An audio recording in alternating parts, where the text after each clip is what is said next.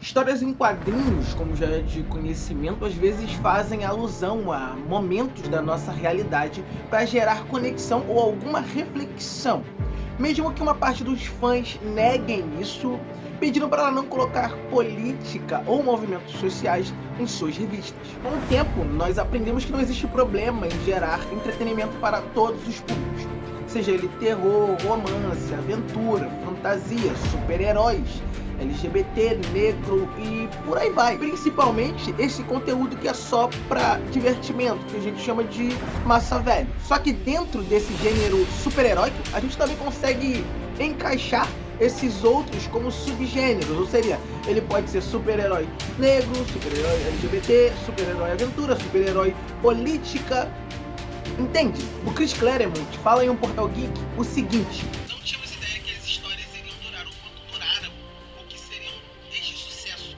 O objetivo era criar personagens interessantes, com os quais os leitores pudessem se identificar, e basicamente fazê-los passar por dificuldades extremas. Com essa fala nós podemos ver que Chris Claremont, o roteirista que popularizou os X-Men e a franquia X, tinha profundo interesse em mostrar esse lado da identificação e gerar reflexão com o que está sendo escrito por ele. Assim como ele faria em várias revistas, por exemplo, Deus Ama e o Homem Má. Inclusive, eu tenho um vídeo interessantíssimo sobre ele, aqui também vai estar nas descrições.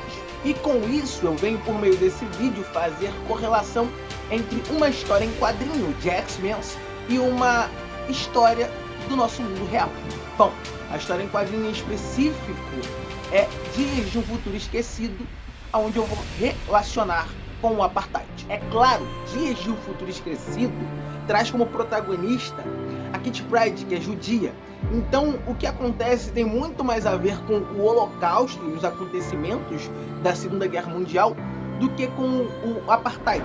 Mas com isso eu quero mostrar que momentos segregacionistas, como o próprio Holocausto e o Apartheid, eles têm relações em seus métodos. Por isso, se você já ficou interessado em saber o que eu vou falar aqui nesse vídeo, já curte, compartilha e me segue. Fala, tropinha, eu sou Deus Black e bora pro vídeo.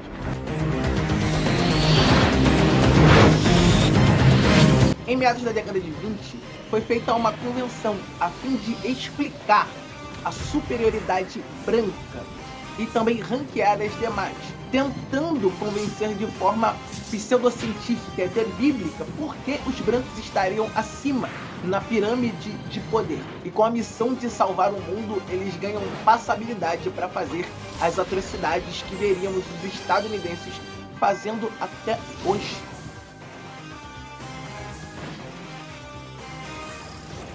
A partir desse momento vão ser implantadas leis segregacionistas, como nos Estados Unidos, a lei Jim Crow. Mesmo que não escancarados, alguns outros países também vão implantar leis que coloquem os negros à margem da lei, como por exemplo aqui no Brasil a lei da vadiagem, que vai colocar na prisão qualquer negro que não tenha como provar renda, salário, trabalho e também capoeira. E aí fica difícil quando lhe é dado a liberdade aos negros, mas não é dado nenhum projeto de moradia, trabalho, salário e assim não tendo como iniciar uma vida normal. E o Apartheid? Bom, ele foi uma lei de segregação implantada pelos africanos, povos oriundos de alemães, franceses e principalmente na sua maioria de holandeses, que se estabeleceram nos litorais africanos na época das grandes navegações para as Índias. No entanto, foram se aprofundando na África à medida que os britânicos também queriam se estabelecer, ou melhor, estabelecer postos ali no litoral da África para poder depois prosseguir viagem. A política segregacionista na África do Sul vai ser defendida por uma ideia que Stuart vai chamar de puro folk, um mito de origem criado para aprofundar a ideia de pertencimento e patriotismo a um lugar.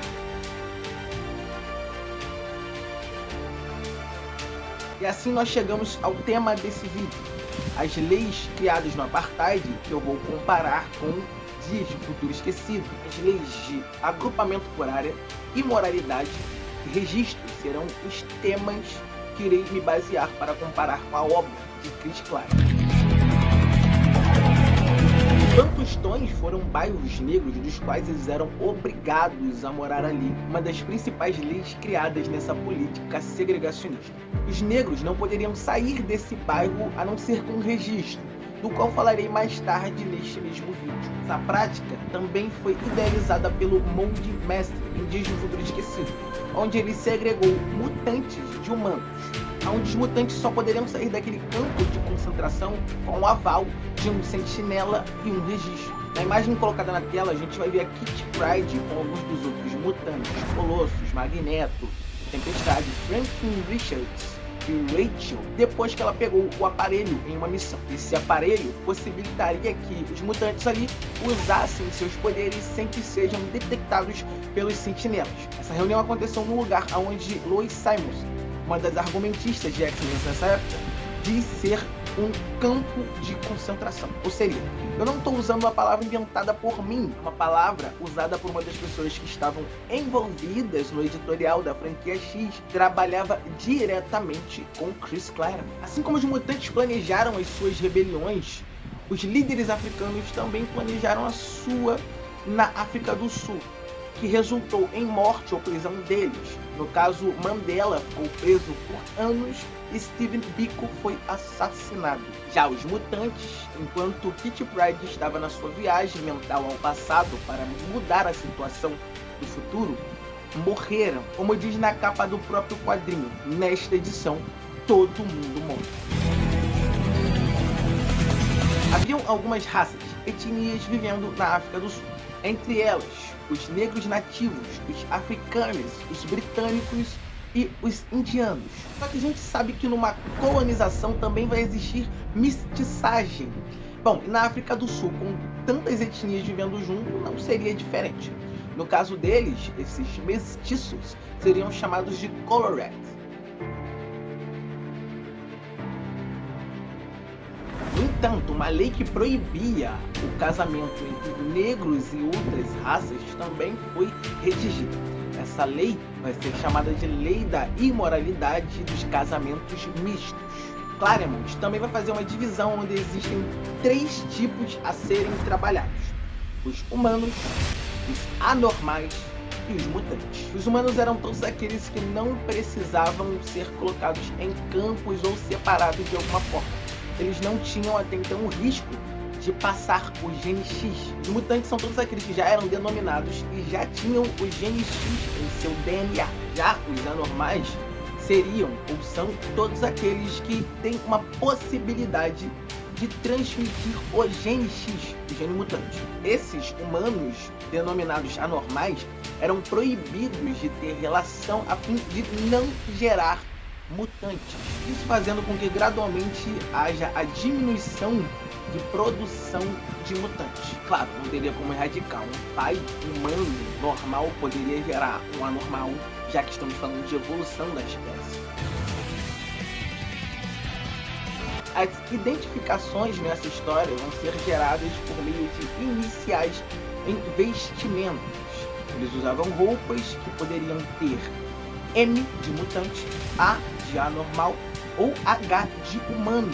Junto dessa forma de identificação, eles também teriam cartas que poderiam proibir ou não eles de procriarem. Essa imagem é de um book pass, identificação dos africanos negros usados para transitar entre áreas dos brancos. Alguns fatores eram necessários para identificar pessoas que viviam na África do Sul. Esse tipo de identificação não foram muito eficazes. Algumas crianças negras nascidas nos Bantustões nasceram com pele clara e foram identificadas como tal, assim como aconteceu também nos bairros de brancos. O problema que a gente tem até hoje, tentando entender o que é negro, preto, pardo e por aí vai. Mas fora dessa história, Chris Claremont expressa as diferenças mutantes, onde uns podem se passar por humanos normais e outros têm que se privar do privilégio de poder viver entre as pessoas. Mais tarde se popularizaria níveis de mutantes que poderiam influenciar na sua aparência, na forma como você desliga ou não os seus poderes, que iriam do ômega ao epsilon. Os epsilons, por serem de aparência mais disforme ou pouco comum, naturalmente já eram excluídos da sociedade. Mesmo não sendo um mutante Epsilon, o Noturno é um desses mutantes que tem que se esconder para poder vir para o mundo afora. Histórias em quadrinhos, dependendo do roteirista, tende a refletir aspectos da política ou da sociedade. Dias de um Futuro Esquecido foi escrito em 1981 e reflete o antissemitismo judeu e a segregação com a raça não branca ariana. A escolha da Kitty Pryde como protagonista, sendo ela judia, é nítida. O apartheid foi instaurado em 1948, apesar de já ter segregação e preconceito bem antes disso. E por mais que Dias de um Futuro Esquecido não tenha sido inspirado no apartheid e sim no Holocausto, espero que por meio desse vídeo eu tenha convencido vocês das semelhanças entre as histórias, entre as escolhas, de como qualquer política de separação, de ódio de raças, tem aspectos que vão conversar entre si. Claremont é um desses autores que tenta buscar inspiração em tudo que o cerca e vai pesquisar sobre isso, a fim de gerar reflexões complexas. Em uma entrevista para o G1, ele disse: o roteirista considera os quadrinhos uma forma de entretenimento tão importante quanto a literatura e o cinema. Para ele, o formato faz com que os leitores compreendam melhor os temas. Entre aspas, tem o potencial de ser absorvido e fazer com que o leitor entenda personagens, pessoas diferentes, de raças, culturas e origens diferentes. Todo o material que eu usei para pesquisar e fazer essas comparações podem ser encontradas aqui embaixo na descrição do vídeo. Se você gostou, curte, compartilha, comenta. Se tem alguma história em quadrinho que é comparada e o próprio autor já falou sobre isso, deixa também nos comentários. Vamos fazer essa corrente de leitura entre todos os interessados em histórias que refletem aspectos sociais. No mais, espero que vocês tenham gostado do vídeo e até a próxima.